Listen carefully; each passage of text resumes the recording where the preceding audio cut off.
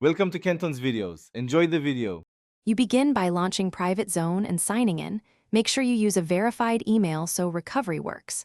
Once done, grant location and background refresh so features run reliably. Enable two-factor authentication to protect your profile. This prevents unauthorized access. Check your subscription or trial status and confirm network access. Without stable internet, the app will stall. Now tap Create Zone to start the setup wizard, because the app walks you through the required permissions and initial encryption keys. You now configure the zone, choose private, shared, or hidden based on who needs access. Once selected, pick the files, apps, and folders to include and set encryption strength. Higher settings increase security but use more CPU. Next, assign users or devices and define expiration or revocation rules. This controls access lifecycle. Make sure to review audit logging and notification preferences so you can track changes.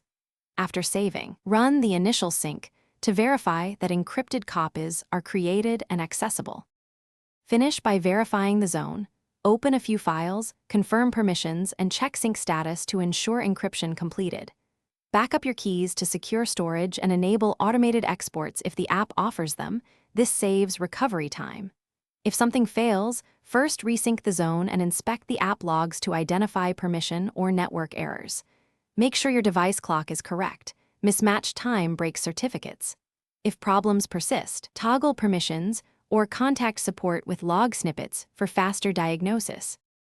Thanks for watching. Consider subscribing if we helped you.